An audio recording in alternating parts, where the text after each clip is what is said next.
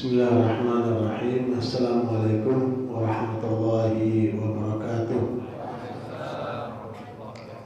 Alhamdulillah rabbil alamin. Wassalatu wassalamu ala asyrafil anbiya'i wal mursalin nabiyina Muhammadin wa ala alihi wa sahbihi ajma'in. Ya ayyuhalladzina amanu taqullaha wa qulu qawlan sadida yuslih lakum a'malakum wa yaghfir lakum dhunubakum wa may yuti'illaha wa rasulahu faqad faza fawzan 'azima. Amma ba'd. Fa inna asdaqal hadithi kitabullah wa khairal hadi hadi Muhammadin sallallahu alaihi wasallam wa syarrul umuri muhdatsatuha fa inna kulla muhdatsatin bid'ah wa kulla bid'atin dhalalah wa kulla dhalalatin fin-nar. Amma ba'd, ikhwani wa akhwati fid din rahimani wa rahimakumullah. Alhamdulillah, bersyukur kepada Allah kita bisa hadir di masjid yang mulia ini. Kita merasa seperti di Timur Tengah, ya, di negeri-negeri yang maju, ya, rasa nyaman, rasa nikmat, betah banget sini ya. Ya. Subhanallah, luar biasa. Semoga semua amal soleh yang ditanam oleh para muhsinin, mereka yang sudah terlibat dalam pembangunan masjid ini, pahalanya mengalir ke mereka. Dan Allah berkahi hidup mereka, Allah rahmati mereka, Allah ampunkan dosa-dosa mereka, dan Allah kumpulkan semua nanti di surga insyaallah.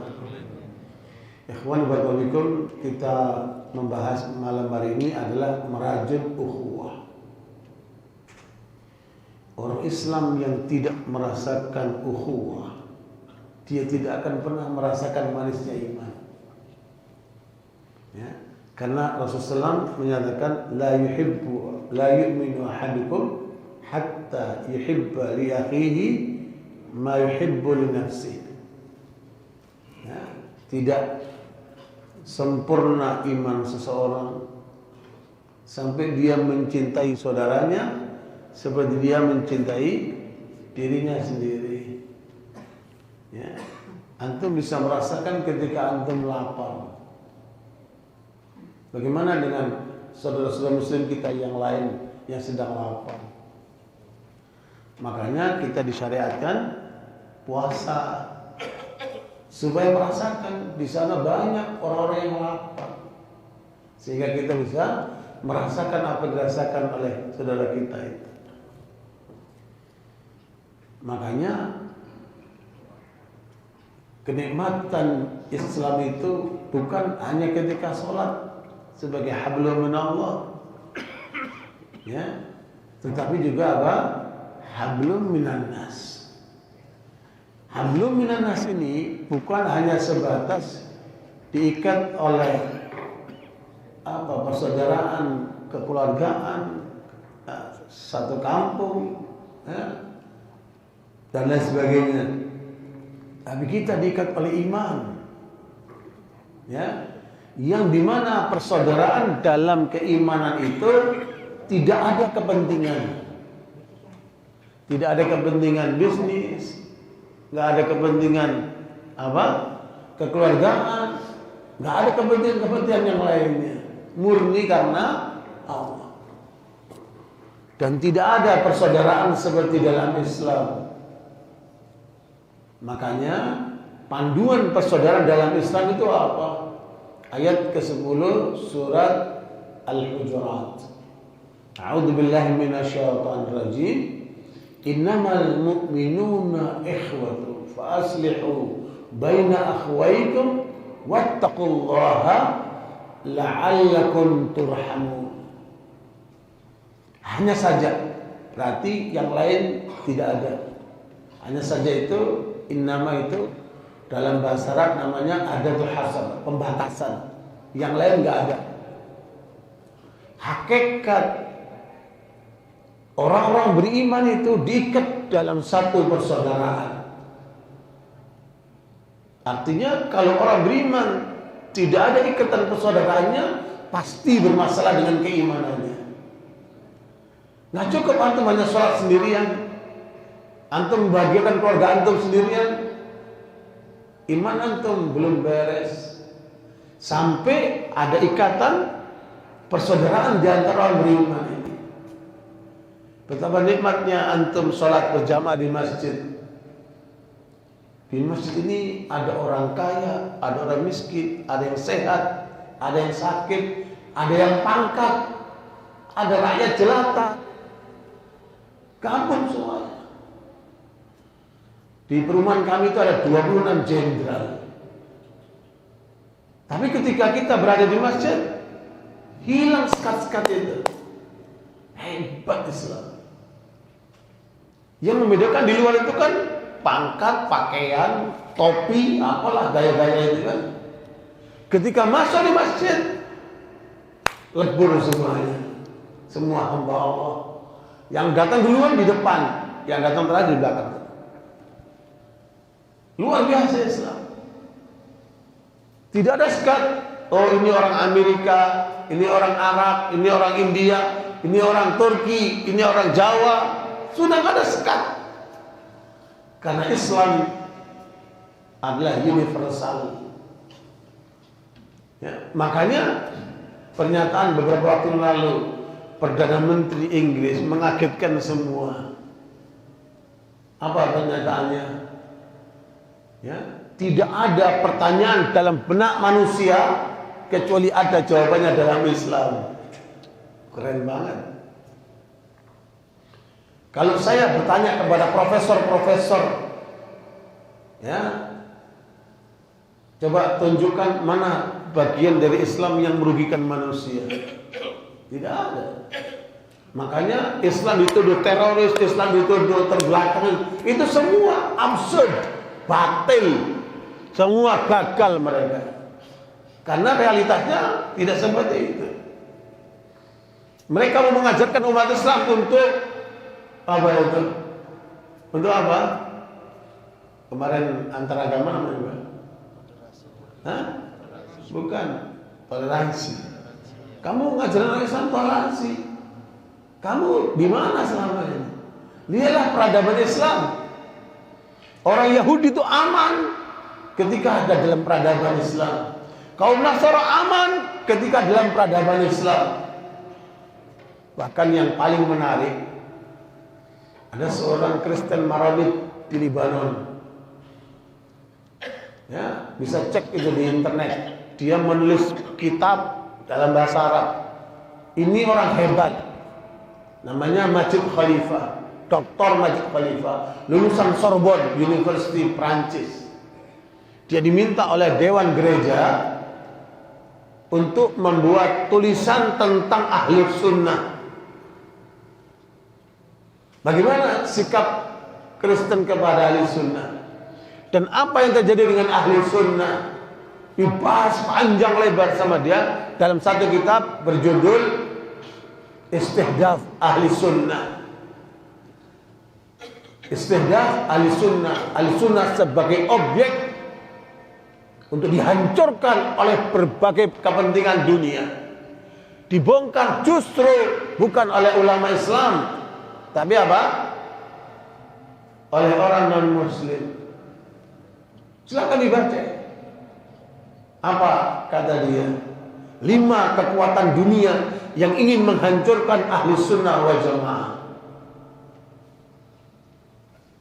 Pertama, yang paling berkepentingan untuk menghancurkan ahli sunnah wal jamaah, kelompok Zionis Yahudi. Dia sendiri nyebutin itu. Zionis Yahudi. Makanya di mana-mana semua kekuatan umat Islam itu dilemahkan oleh mereka. Kalau bisa dihancurkan oleh mereka. Terutama melalui simpul-simpul persaudaraan. Supaya tidak bersatu. Dipecah belah terus. Ya. Prabowo menyampaikan kemarin di hadapan para tokoh dunia Arab, divide and impera. Upaya untuk memecah belah umat. Kata Prabowo, sebagai presiden kita itu keren sekali. Apa yang terjadi di dunia Islam itu adalah pertikaian antara pemimpin-pemimpin Islam. Lanjut. Barakallahu. Kata Pak Prabowo, semua masalah di dunia Islam itu adalah pertikaian antara pemimpin-pemimpin Islam sendiri. Apa nggak malu kalian? Keren banget. Menyentakkan pemimpin-pemimpin dunia Arab itu. Pernyataan Pak Prabowo itu. Ya, sadar kalian. Karena umat Islam sebagai rakyat, mereka tunduk patuh kepada pemimpinnya. Tapi justru para pemimpin itu yang cakar-cakaran. Yang punya banyak kepentingan itu kan. Nah, barakallahu. Kalau mau membangun ukhuwah itu dari mana? Perhatikan, ukhuwah dalam kehidupan manusia ada 5 macam. Ada berapa? 5 macam. Yang pertama disebut dengan al-ukhuwah insaniyah. Persaudaraan yang diikat oleh kemanusiaan. Jadilah PBB itu. PBB itu Persatuan Bangsa-Bangsa. Sebenarnya di sana ingin menyatukan semua kepentingan manusia, tapi ternyata ada yang merancang, ada yang melakukan langkah-langkah yang tidak fair, maka dibuatlah namanya veto lah, macam-macam itu. Ya, dan selalulah umat Islam itu dipecundangi di sana. Tapi itulah yang terjadi dalam kehidupan umat manusia hari ini. Karena itu barakallahu, ini persaudaraan antar manusia. Bangsa-bangsa kumpul semuanya, menyampaikan apa keinginan mereka di situ. Dan senantiasa kalau udah urusan Yahudi, selalu dimenangkan. Ya, tidak fair, tidak adil. Tapi upaya untuk perjuangan harus terus berjalan untuk menegakkan keadilan di tingkat dunia. Karena Islam menekankan apa? Keadilan. Barakallahu, ini satu, persaudaraan karena apa? Kemanusiaan. Di mana saja, antum di Amerika kah, di Rusia kah, atau di negeri Arab kah, dimanapun, kalau ada orang manusia yang sakit, antum mampu mengobati, obati dia. Ada orang yang susah, bantu dia. Ya, nggak usah lihat agamanya apa. Itu ajaran Islam. Jangankan manusia, seorang pelacur kata Rasulullah, yang dosanya banyak ini kan, ketika melihat seekor anjing kehausan, kemudian dia turunkan sepatunya ke sumur untuk ngambil air buat memberikan minum anjing ini sampai dia terselamatkan dari kematian kehausan. Kata Rasulullah, dia diampunkan dosa-dosanya oleh Allah. Menyelamatkan apa? Anjing. Subhanallah. Anjing sama kambing banyakkan mana? Menurut antum, kambing sama anjing banyakkan mana? Kambing. Karena kambing itu berkah. Kambing halal, anjing haram. Ya? Kambing itu kalau lahir 1, 2, paling banyak 3. Tapi kalau anjing lahir 5 sampai 7. Harusnya menurut logika lebih banyak mana? Anjing. Tapi kenyataannya lebih banyak kambing. Kenapa? Kenapa? Karena kambing itu berkah. Di mana letak keberkahan kambing? Karena kambing maghrib sudah pulang. Ya, kambing itu maghrib sudah pulang. Tapi sebelum subuh sudah bangun dia, udah ngembek dia. Tapi kalau anjing mulai maghrib gonggong tuh, ganggung, mendekati subuh baru tidur dia. Ada anjing tuh. Beda nggak perilaku kami sama anjing? Makanya kambing itu berkah. Bagaimana kalau kambing itu dia sholat, dia ngaji Quran, ya, dia nggak mau kecuali makan halal, luar biasa. Makanya banyak para nabi itu pengembala kambing. Ikhwan warahmatullahi. Makanya bantulah manusia yang membutuhkan. Ya, apalagi di negeri kita mayoritas orang susah siapa? Orang Islam. Yang banyak miskin siapa? Orang Islam. Yang banyak ketertinggalan siapa? Orang Islam. Bantulah mereka. Saya ingatkan sama Pak Jokowi di istana. Saya bilang, Bapak tahu keadaan bangsa kita jomplang, Pak. Kalau ada 100 orang kaya, satu yang muslim, 99 non-muslim. Kalau ada 100 orang Indonesia yang miskin, satu yang non-muslim, 99 yang muslim. Jomplang, Pak. Ayo kita bangun supaya umat ini maju, supaya bangsa ini maju. Dan Pak Prabowo ini keren sekarang. Kata Pak Prabowo, presiden kita itu, suatu bangsa tidak akan maju kecuali mayoritasnya maju. Siapa mayoritas Indonesia? Orang Islam. Ayo bangun ini umat Islam, biar maju semuanya. Nah, ini umat harus mendukung itu. Barakallahu, itu persaudaraan pertama. Persaudaraan apa? Kemanusiaan. Yang kedua, persaudaraan dibangun atas dasar kebangsaan. Ada bangsa Indonesia, ada bangsa Arab, ada bangsa Amerika, ada bangsa Cina, ya, diikat oleh apa? Oleh kebangsaan. Ada nggak itu? Terjadilah di dunia ini sekarang. Ya. Kemudian yang ketiga, persaudaraan yang dibangun oleh darah. Oh, ini pamanku, ini ponakanku, ini sepupuku. Ya. Ikatan apa? Darah. Ya. Itu persaudaraan diikat oleh darah. Dan yang keempat, persaudaraan diikat oleh profesi. Sesama dokter, sesama insinyur, sesama pedagang, sama ini. Ikatan apa? Profesi. Tapi 4 ikatan persaudaraan ini tidak ada akses untuk akhirat. Kecuali yang kelima, persaudaraan yang dibangun di atas iman. Ini dunia dan akhirat. Subhanallah. Keren banget. Ayat 10 surat Al-Hujurat, panduan bagi orang beriman supaya selalu membangun persaudaraan. Wa aslihu baina akhwaikum. Kamu perbaiki saudara-saudaramu, karena kalian itu gak ada yang sempurna. Ada nggak dari kita yang sempurna? Nggak ada. Kita punya kelemahan, punya kekurangan. Ya. Suami istri saja punya kelebihan, punya kekurangan. Gak akan mungkin mereka itu menjadi rumah tangga yang harmonis kalau tidak menerima kelebihan dan kekurangannya. Begitu pula kita sebagai umat Islam, kita punya kelebihan, punya kekurangan. Tetapi bagaimana kemudian nggak usah kekurangannya diangkat-angkat, dikembangkan untuk menjatuhkan. Nah, ini keliru itu.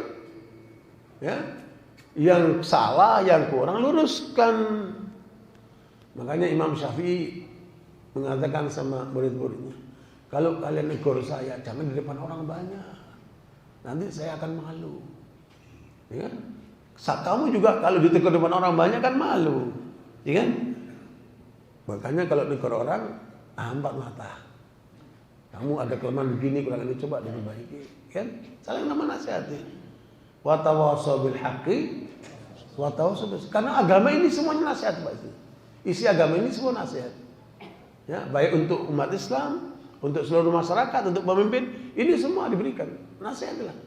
Kalau yang nggak lurus, luruskan. Yang nggak kuat, dikuatkan. Saling melengkapi. Sebab kalau sudah dasarnya iman, beda dengan 4 kepentingan tadi itu. Semua duniawi tadi itu, yang 4 itu. Tapi yang kelima, duniawi dan ukhrawi. Karena persaudaraannya tidak dibangun di atas kepentingan, tapi karena Allah. Itulah yang menjadikan persaudaraan dalam Islam itu indah sekalian. Tidak ketemu contoh persaudaraan seperti antara kaum Muhajirin dan Ansor. Di peradaban mana di dunia ini seperti yang terjadi persaudaraan dengan kaum Muhajirin dan Ansor. Luar biasa. Sampai Will Durant dalam buku The History of Civilization itu menyebutkan bagaimana hebatnya peradaban Islam. Ya. Makanya sekalian, kita jangan inferiority complex, kita jangan merasa rendah diri. Umat Islam ini umat yang hebat. Dunia ini menunggu peranan umat Islam. Konsep komunisme sudah gagal, telah membunuh ratusan juta manusia. Itu komunisme itu. Runtuhlah Balkan, runtuhlah Eropa Timur. Betapa kejamnya itu. Uni Soviet waktu di Afghanistan itu 1 juta lebih orang dibunuh oleh mereka dengan kekejaman yang luar biasa. Itu hasil komunisme itu. Sekarang Xinjiang mengalami penderitaan di Cina itu oleh pemerintahan Cina itu. Kaum muslimin di Xinjiang itu dimasukkan kem konsentrasi.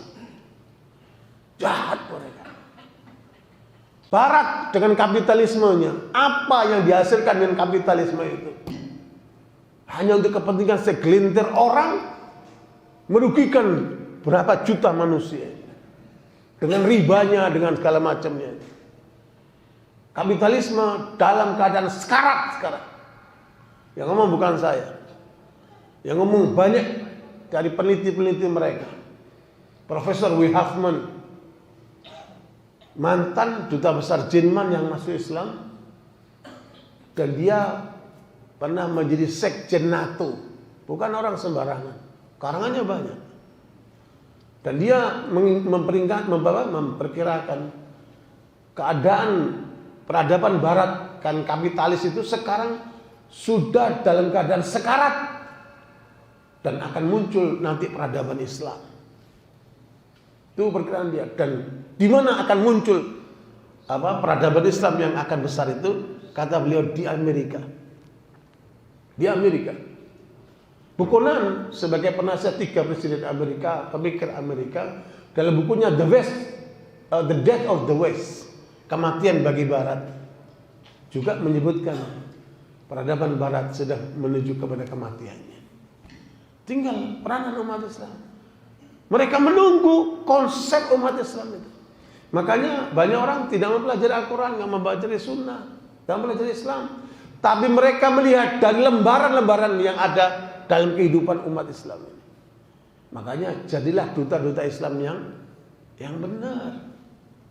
Baik pemikirannya, ucapannya, perbuatannya, ya, yang elegan, ya, untuk bagaimana menyelamatkan manusia yang banyak itu.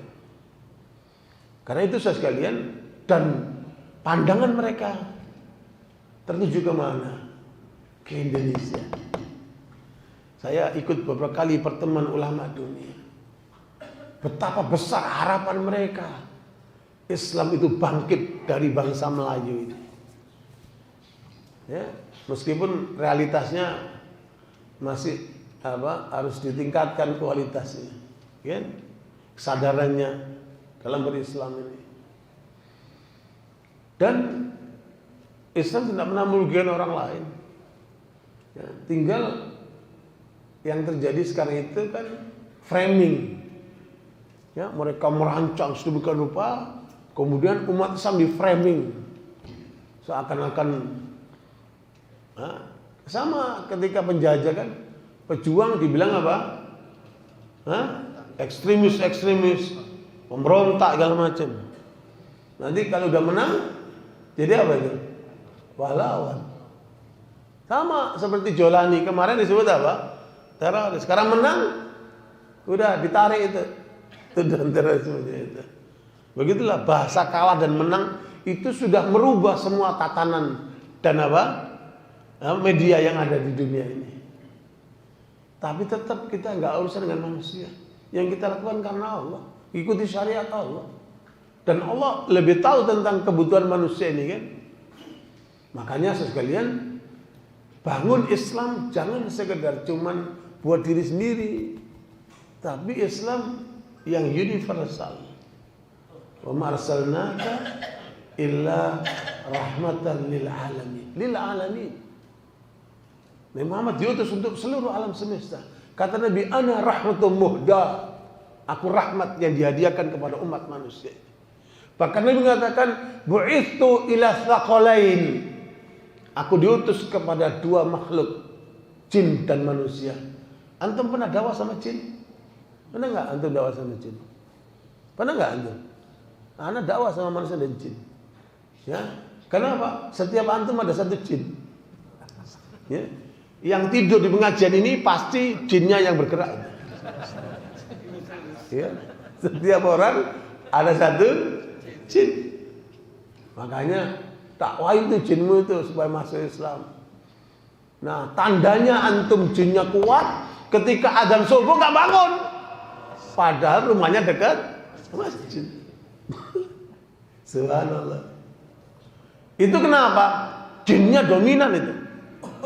Ya, wa may ya'shu an dzikrir rahmani luqayyid lahu syaitanan fa huwa lahu qarin.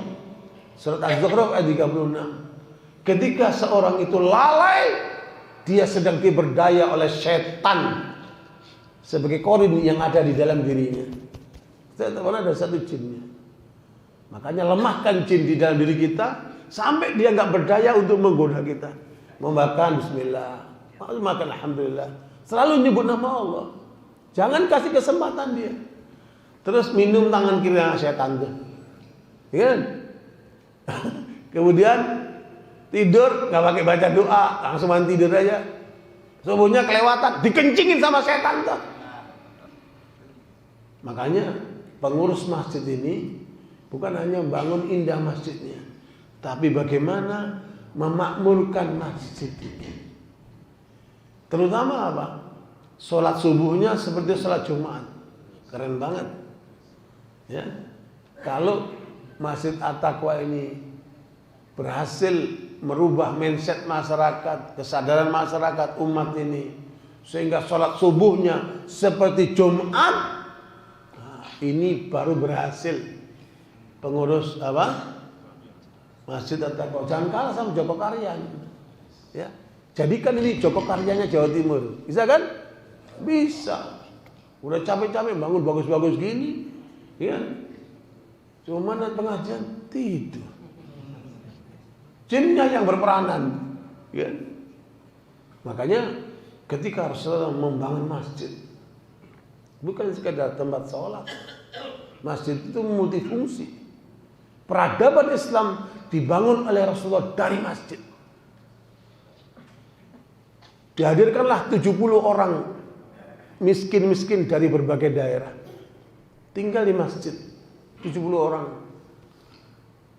Namanya Ahlus Suffah. Ketuanya siapa? Abu Hurairah. Ditunjuk Nabi ketuanya Abu Hurairah. Yang memimpin 70 orang miskin. Terus dari mana mereka makannya? Dari masyarakat. Siapa yang punya rezeki, punya kurma, gantungin di situ buat orang-orang makan di situ. Kalau malam orang punya rezeki banyak, bawalah 5 orang, 3 orang makan di rumahnya. Ditanggung renteng. 7 bulan itu gantian ditanggung renteng. Abu Hurairah cerita, 3 hari saya nggak makan. Bayangkan dia penuntut ilmu, deketin Abu Bakar nggak diajak makan, deketin Umar nggak digubris. Kan biasanya apa namanya? Dan mereka itu anti minta pak. Bilang anak lapar akhi, nggak ada. Orang Muslim itu mulia dia. Biar dia lapar dia tahan daripada harus apa? Dia ngomong, dia minta nggak mau minta dia. Terjadi sampai 3 hari kata Abu Hurairah. Tidak ada yang ngasih makan. Tidak ada yang ngajak makan. Sampai mukanya pucat. Bisa dia, antum bisa bayangkan 3 hari. Insya Allah antum 2 hari udah pucat. Ini 3 hari itu. Hari ketiga dia nggak makan itu, dia sholat di belakang Rasulullah. Rasulullah kalau dia sholat, menghadap zikir, menghadap ke belakang, sambil zikir lihat mukanya. Ya, kelihatan nih muka bermasalah kelihatan semuanya. Nah, melihat mukanya Abu Hurairah ini nggak normal. Muka pucat karena lapar. Ya, Rasulullah kemudian mengasih isyarat, ya Abahir, nanti habis sholat ke rumah. Alhamdulillah, bahagianya dia bakal apa? Makan kan? Subhanallah. Setelah sholat isya, sholat sunnah, Nabi pulang ke rumahnya, Abu Hurairah nyusul. Abu Hurairah ngetok, dimasukkan ke rumahnya. Rasul tanya, berapa banyak temanmu itu yang belum makan? Banyak ya Rasulullah. Kata Nabi, panggil semuanya. Dalam benaknya budak dulu, dapat apa? Kalau segitu banyak, nanti berapa banyak makan kan? Udah cuy 3 hari nih. Akhirnya masuklah rombongan itu ke rumah Nabi. Kemudian Nabi keluar bawa 1 teko. Teko kecil. Sama apa? Cangkirnya. Teko ini isinya susu. Nah, susu itu minuman tapi mengandung makanan bergizi dia. Rasul panggil, ya Aba Hirtal, kamu kesini. Dikira dia suruh minum duluan. Ini cara Rasul didik sahabat. Ya, ini teko, ini cangkir, kamu kasih minum untuk orang-orang. Dia pegang, ya habis. Ya, subhanallah. Ya, dikasih minum, kata dia minum itu seperti kelihatan tenggorokannya itu. Saking dia laparnya, kepingin minum seperti itu. Tapi dia tetap menjalankan tugas Nabi kan. Dikasih minum, tapi dia pegang begini. Habis kan? Kata Abu Hurairah sampai semuanya minum. Tapi masih mengalir terus si teko itu. Kemudian Rasul mengatakan, sekarang kamu minum. Abu Hurairah minum lagi, sampai kelempokan. Ya Rasulullah, udah kenyang banget. Cukup ya Rasulullah. Alhamdulillah. Baru terakhir Rasulullah minum. Tuh pemimpin tuh. Minum apa? Terakhir. Coba persaudara aja itu. Indah banget. Indah banget. Jadi sekalian, itu masjid itu menjadi fungsional untuk para penuntut ilmu. Nah itulah nanti cikal bakal pesantren. Dari situ tuh. Nanti cikal bakal apa? Pesantren. Kemudian persaudaraan Rasulullah SAW dibangun antara Muhajir dan Ansar. Muhajir ini yang datang dari Mekah, meninggalkan Mekah karena diperintahkan hijrah dan rata-rata enggak bawa harta, ditinggalin semuanya demi untuk menyelamatkan agamanya. Padahal sebagian besar mereka tadinya di Mekah berkecukupan, tapi karena hijrah enggak bawa apa-apa, sehingga yang penting agamanya selamat. Kemudian Nabi setelah membangun masjid, Nabi langkah berikutnya mensaudarakan antara Muhajirin dan Ansar. Di antaranya Abdurrahman bin Auf dari Muhajirin disaudarakan dengan Rabi' dari Ansar. Rabi' berkata kepada Abdurrahman bin Auf. Abdurrahman waktu itu miskin karena dia datang gak bawa apa. Kata Rabi', aku ini orang yang paling kaya di Madinah ini dan paling banyak istrinya. Kalau kamu, karena sudah disaudarakan dengan aku, kata Rabi' alaihissalam, mana hartaku yang kamu inginkan, kamu ambil. Mana istriku yang kamu mau, saya cerai, kamu nikahin. Ada nggak peradaban manusia kayak gini, Pak? Dalam kehidupan manusia ada nggak peradaban seperti ini? Subhanallah. Sampai turunlah ayat ke-9 surat Al-Hasyr, wa yu'thiruna ala anfusihim walau kana bihim khasasah. Mereka mendahulukan saudaranya meskipun mereka membutuhkan. Luar biasa. Tapi seorang muslim tidak boleh menggunakan kesempatan dalam kesempitan. Dia manusia terhormat. Kata Abdurrahman bin Auf, barakallahu fi malika wa ahlik. Semoga Allah memberkahi hartamu dan istri-istrimu. Saya enggak butuh itu. Tunjukkan pasar, aku akan dagang. Mulia jiwanya, Pak. Dia enggak suka minta-minta. Nabi mengajarkan para sahabat itu tidak boleh minta-minta. Sampai para sahabat itu kalau sekarang mereka sedang berada di atas kuda, pecutnya jatuh, dia nggak akan minta tolong ambil pecut, enggak, dia turun sendiri diambil. Dia nggak usah minta sama orang, nggak minta tolong sama orang. Nah itu jiwa mulia dia. Nabi mendidik seperti itu. Nah barakallahu, maka Abdurrahman bin Auf mulai dagang, dalam sepekan dia sudah untung.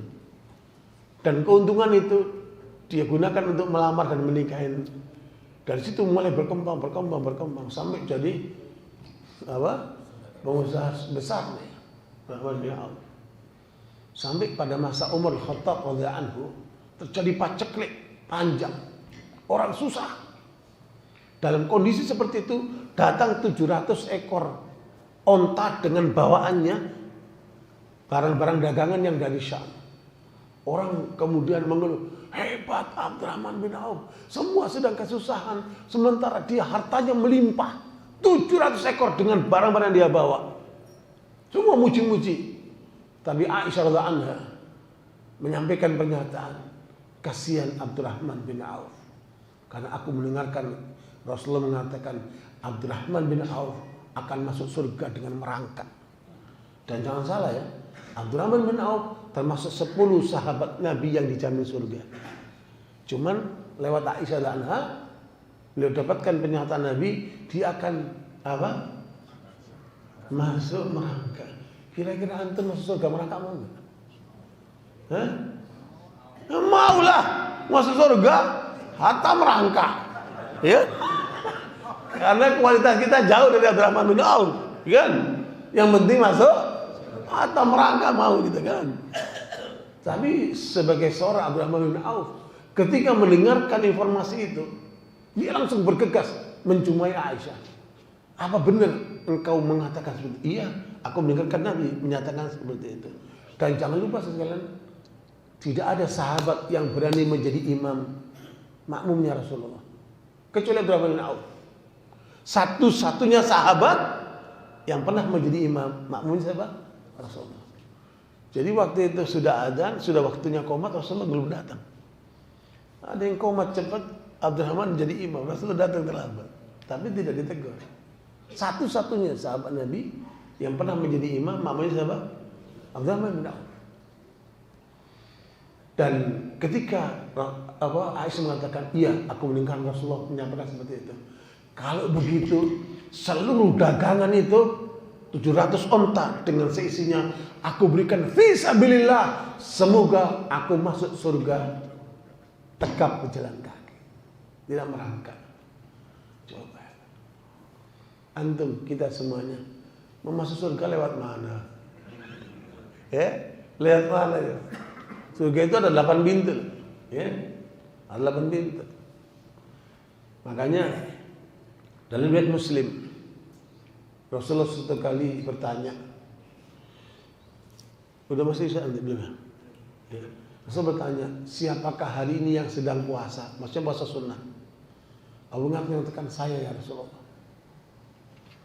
Rasul bertanya lagi, siapa yang hari ini sudah bersedekah? Abu Bakar mengatakan, saya ya Rasulullah. Yang ketiga, siapa yang hari ini sudah mengunjungi orang sakit? Abu Bakar mengatakan, saya Rasulullah. Nah, kita stop dulu, break dulu, kita dengar adzan, nanti kita lanjutkan insyaallah 9.20 kita selesai jamaah. Jazakumullah khair.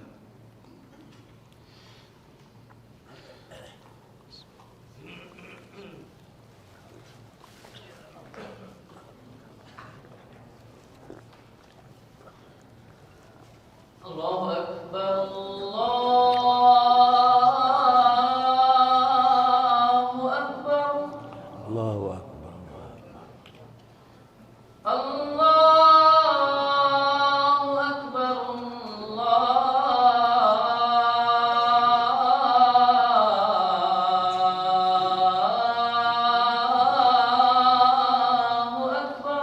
Allahu Akbar, Allahu Akbar.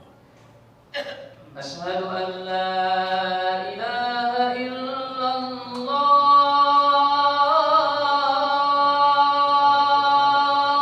Asyhadu an la ilaha illallah. Asyhadu an la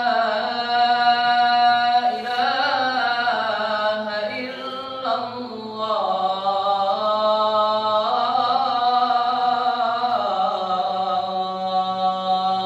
Asyhadu an la ilaha illallah. Asyhadu anna Muhammadar Rasulullah. Asyhadu anna Muhammadar Rasulullah. Asyhadu anna Muhammadar رسول الله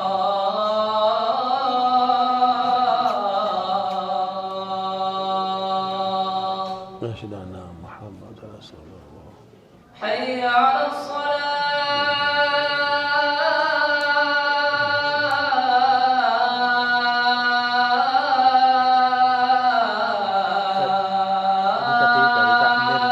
Minta ditambah 10 menit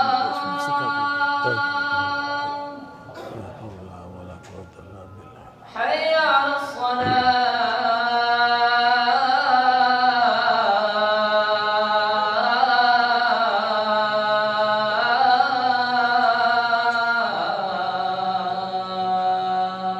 لا حول ولا قوة حي على الفلاح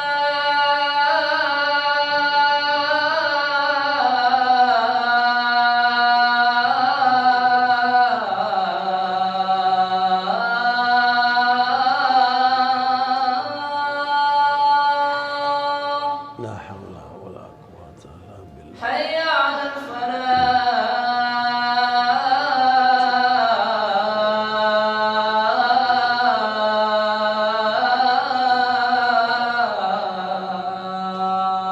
لا حول ولا قوة الله أكبر الله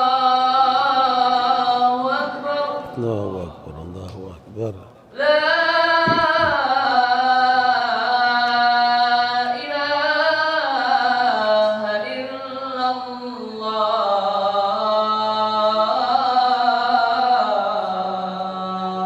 الله أكبر لا إله إلا الله محمد رسول الله ما بعد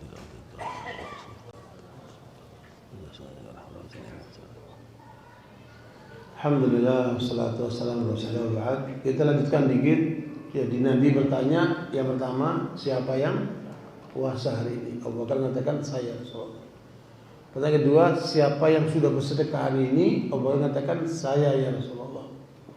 Nabi bertanya lagi, siapa yang hari ini sudah mengunjungi orang sakit? Abu Bakar mengatakan saya ya Rasulullah. Yang keempat, siapa yang hari ini sudah mengantarkan jenazah sampai kuburan? Abu Bakar mengatakan saya Rasulullah. Kemudian Rasulullah bersabda, siapa yang mengamalkan amalan ini dan pada hari itu dia meninggal, dia akan masuk surga dari 8 bintang. Makanya kalau antum sedang puasa, ya jangan lupa cari kesempatan untuk bisa bersedekah, mengunjungi orang sakit, antar jenazah. Ya, dan itu semua apa? Nilai persaudaraan. Dalam riwayat Muslim, Rasul mengatakan, ya, hakul muslimi alal muslimi sittun. Hak sesama muslim ini ada 6. Idza laqitahu fasallim alaih. Kalau kamu ketemu kasih salam. Jangan Pak, Bu, Pak, Bu, Pak, Bu, enggak ada pahalanya. Selamat pagi, selamat siang, enggak ada pahalanya. Ya, good morning, good afternoon, enggak ada pahalanya. Tapi assalamualaikum warahmatullahi wabarakatuh, doa. Luar biasa. Peradaban Islam yang mendunia. Kemana saja kita salam, orang paham. Bahkan sebagian masyarakat non-muslim sudah pakai ini, Pak. Di Kalimantan Barat, itu saya ketemu dengan komponen masyarakat yang non-muslim. Di antara mereka sudah terbiasa assalamualaikum. Padahal mereka komunitas bukan muslim. Ya. Nah, muslim ini harus kita hidupkan ini. Ketemu assalamualaikum. Assalamualaikum. Kata Nabi, salim ala man ta'rif wa man la ta'rif. Kamu berikan salam orang yang kamu kenal maupun enggak kamu kenal. Jangan mele-mele. Oh, jenggotan assalamualaikum. Enggak ada jenggotnya enggak pakai salam. Janganlah. Ya. Jadi sesama berikan salam. Ya, sebarkan salam Nabi afsyus salam. Nah, yang kedua, idza stansahaka fansahhu. Kalau saudara meminta nasihat, minta masukan, ya, kasih nasihat, kasih masukan. Karena itu akan menguatkan dia. Menurut ilmu psikologi, bila seseorang punya masalah, kemudian dia menyampaikan kepada kawannya, pendapat kamu gimana? Aku punya masalah gini-gini. Itu 50% sudah obat, Pak. Yang repot itu yang masalahnya dikenyut-kenyut dewi. Dikenyet-kenyet dewe, dipikir-pikir, klik, stroke. Coba itu, kasihan bukan? Ya, lepaskan bebanmu itu, gitu. Lepaskan bebanmu. Saya itu sering mau ceramah sakit, Pak. Habis ceramah, pas ceramah hilang semuanya. Nanti setelah ceramah sakit lagi. Semangat gitu hilang semua, Pak. Subhanallah. Kenapa? Silaturahmi. Lihat wajah saudara kita itu, masya Allah, menyenangkan. Ya. Nah, barakallahu makanya itu saling menasihati. Kalau ada seorang yang butuh nasihat, nasihati dia, kasih masukan. Jangan pelit dengan nasihat. Kemudian ketiga, wa idza atisa fahamidallah fasyamitu. Kalau dia hazin, bersin dan mengucapkan alhamdulillah, maka berikan apa? Doa sama dia, yarhamukallah. Nanti dijawab yahdika Allah. Saling mendoakan coba. Ya, subhanallah. Persaudaraan antar Islam itu diikat dengan seperti itu. Yang keempat, kata Nabi, wa idza da'aka fa'ajibhu. Kalau kamu diundang, datang undangannya. Jangan datang undangan ada takbannya, males datang. Ama fulus bus di depan dia. Ya, Pak, makannya zen. Ya. Alhamdulillah. Ini gak berkah. Ya. Orang yang mengundang makan hanya untuk orang kaya tidak berkah. Jangan salah itu. Nabi itu suka dengan orang miskin. Ya. Bahkan Nabi selalu berdoa supaya selalu bersama orang miskin. Karena penduduk surga paling banyak orang miskin. Tapi antum mau jadi orang kaya atau miskin? Antum nih. Kepingin jadi orang kaya atau miskin? Hah? Mana ada yang mau jadi miskin? Tapi kalau ditakdirkan Allah miskin, sabar. Ya. Dan jangan merasa rendah diri. Karena masing-masing sudah ada bagiannya. Tinggal kita usaha. Ya. Dan hormati itu orang miskin itu. Nah, barakallahu, maka kalau diundang apa? Datang. Para ulama memberikan batasan. Kalau undangan mengandung maksiat, boleh kamu nggak datang. Kalau kamu datang, nasihati dia. Jangan sampai ada maksiat dalam undangan itu. Ya, sebagai saudara kan? Kita itu. Wa aslihu baina akhwaikum, wattaqullaha la'allakum turhamun. Perbaiki saudaramu yang salah, yang keliru. Nasihatin dia dan bertakwalah kepada Allah supaya kalian selalu dapat rahmat Allah. Coba itu. Persaudaraan ini mendatangkan rahmat Allah sekalian. Luar biasa hidup ini ya. Nah, itu yang keempat. Yang kelima, fa idza marida fa'udhu. Kalau saudaramu sakit, kunjungin dia. Coba kalau antum sakit datang saudara-saudara kita yang mengunjungi, rasa senang tidak? Senang. Apalagi didoakan, apalagi dibawain apa? Sesuatu. Ya. Ana waktu naik motor dipepet sama ibu-ibu, ana jatuh dilindas sama ibu-ibu. Hancur kaki saya, hancur tangan saya. Ibu-ibu itu pakai mobil. Saya bilang, kalau mau dikawin ngomong aja, kalau senang menabrak kenapa?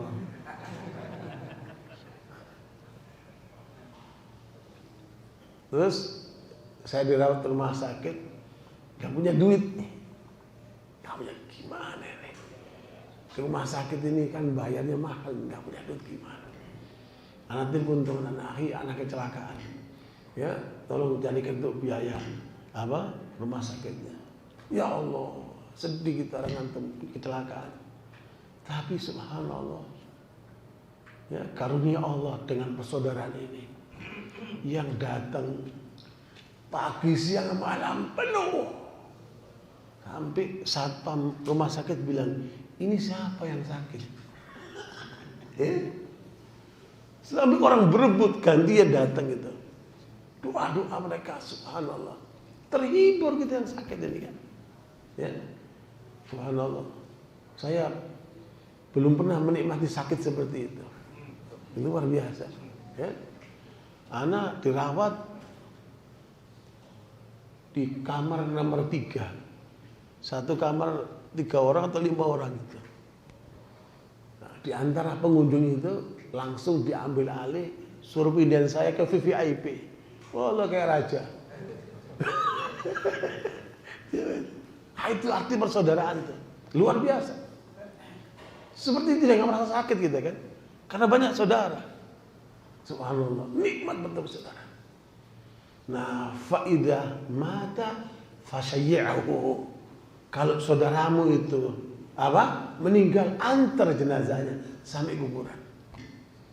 Ini yang terjadi di tempat kami di Bangil. Ya, waktu ibu saya meninggal dunia, saya masih di Jakarta.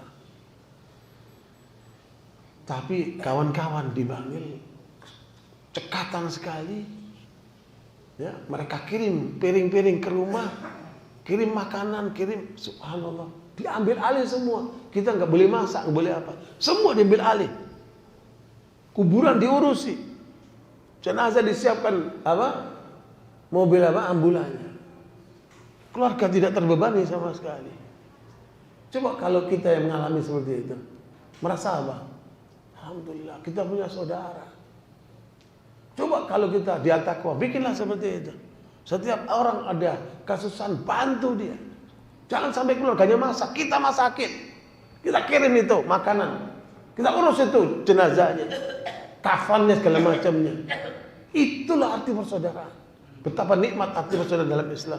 Dan nggak ada tujuan apa-apa. Nggak ada tujuan apa-apa. Lillahi ta'ala. Ya? Subhanallah. Dulu kita mengadakan Islamic Society di Australia. Itu saya imam pertama kali di situ. Anak gerakan umat itu luar biasa. Yang nggak punya kerjaan kita carikan kerjaan. Suami istri yang kita dengar ribut mau cerai kita kembalikan lagi, kita satukan. Ya, kita masuk ke komunitas-komunitas, komunitas Padang, komunitas Jawa, komunitas ini, komunitas itu. Kita satukan. Ayo kita untuk Islam. Udah nggak ada lagi skat-skat. Luar biasa indahnya, makmur masjidnya. Kita rekreasi bareng-bareng. Luar biasa.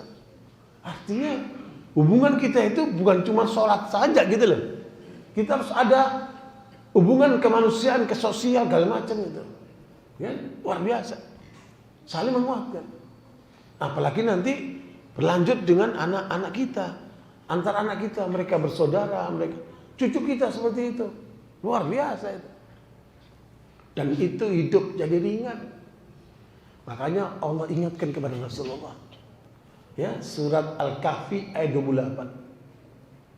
Untuk menjaga komunitas ini.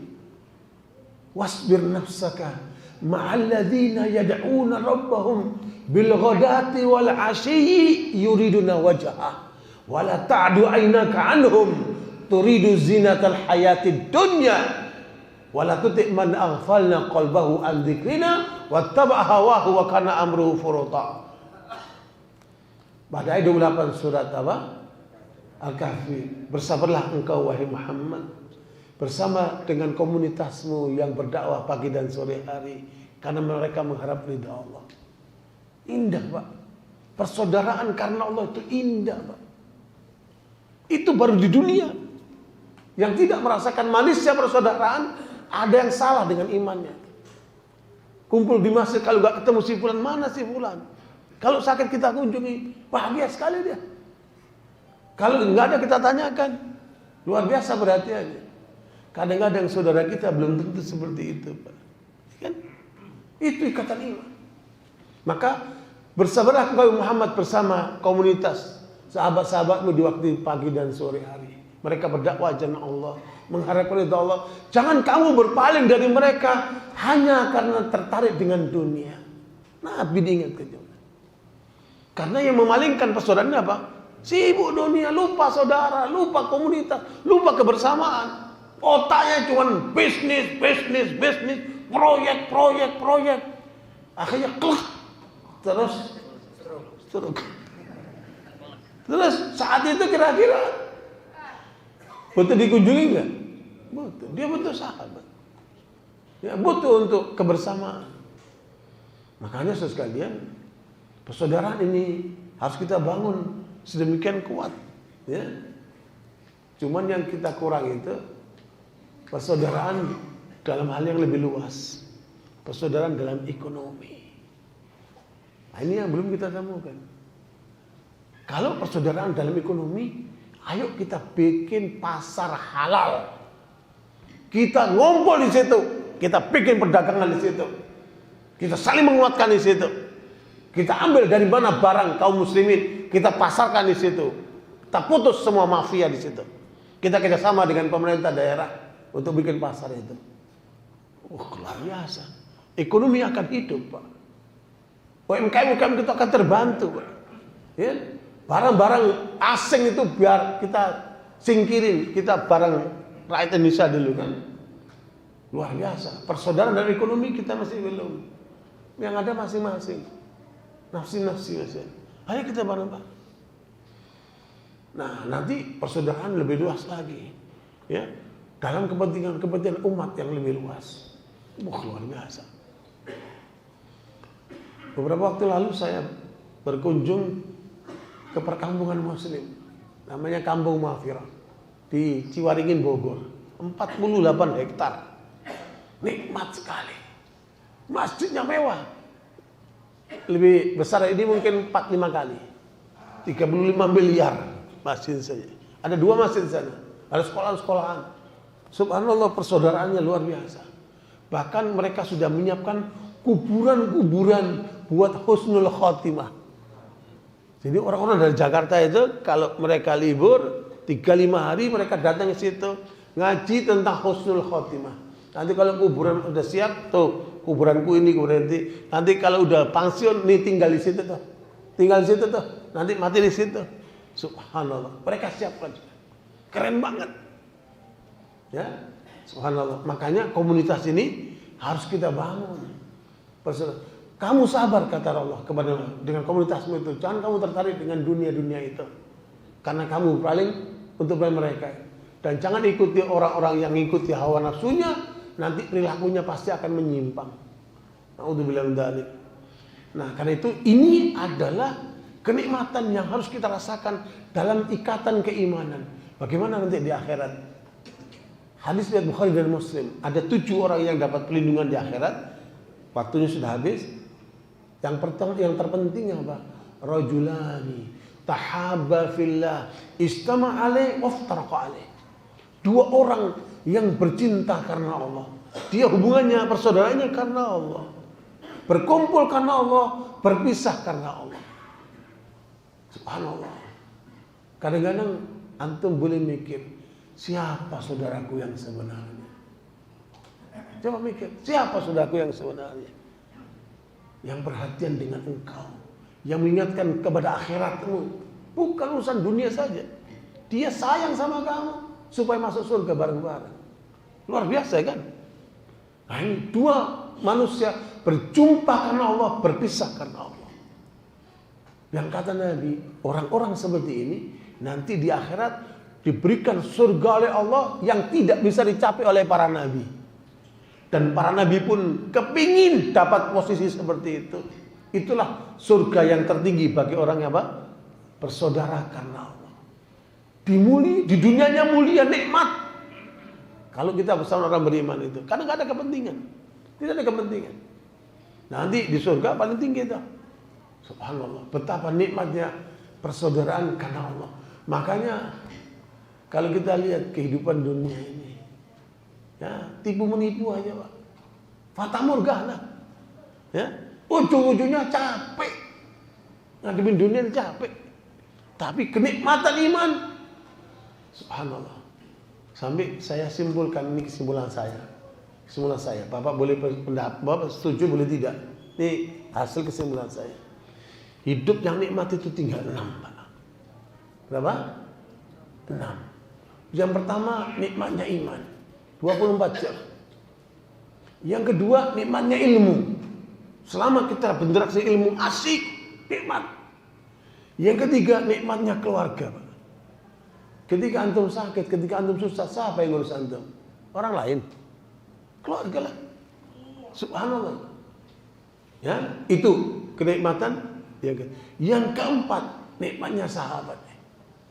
Sahabat karena Allah ini. Nikmat yang luar biasa. Nah, makanya yang sering kumpul ya, sering bareng-bareng, sering kemana gitu kan. Nah, yang kelima kuliner, walazin. Ada kacau lah apa. Ya? Kuliner sono nikmat dengan nikmati. Selama halal nikmatin itu. Ya? Selama belum dilarang sama dokter, minum makan silakan. Ya? Yang penting halal nikmatin itu. Ya? Subhanallah, saya diundang oleh orang pembesar. Habis makan dilogokin. Terus apa enaknya coba? Dia hanya cuma memuaskan mulutnya coba. Ya? Alhamdulillah kita nggak begitu kan. Nah, barakallahu nikmatnya apa? Kuliner. Nah, yang terakhir nikmatnya rekreasi. Hidup jangan serius terus, ini mukanya serius terus. Hidup itu jangan terlalu serius. Kadang-kadang pula apa? Rekreasi. Coba antum kunjung nanti ke Jogokarya. Nanti antum kunjung ke markas saya di sana kan? Antum kunjung nanti ke mana? Silaturahmi, bangun persaudaraan. Wah, luar biasa. Kadang-kadang kita ngomongnya tinggi-tinggi. Sementara yang di sekitar kita nggak perhatikan, kan? Nah, persaudaraan yang ada di sekitar kita dulu kita kuatkan, kan? Satu kelurahan, nanti satu kecamatan, terus satu kabupaten, terus melebar. Luar biasa itu. Sampai nanti punya kuburan bareng. Keren gak itu? Kami sekarang di Jakarta lagi bikin di Bekasi, lagi bikin kuburan bareng. Ya. Kita satu masjid, satu kuburan. Ya, udah dibeli tanahnya 50 juta kepada masing-masing orang. Wah, itu luar biasa itu. Ya, jadi persaudaraan sampai ke akhirat. Masya Allah kan. Alhamdulillah waktu dah habis, kita cukupkan sampai di sini.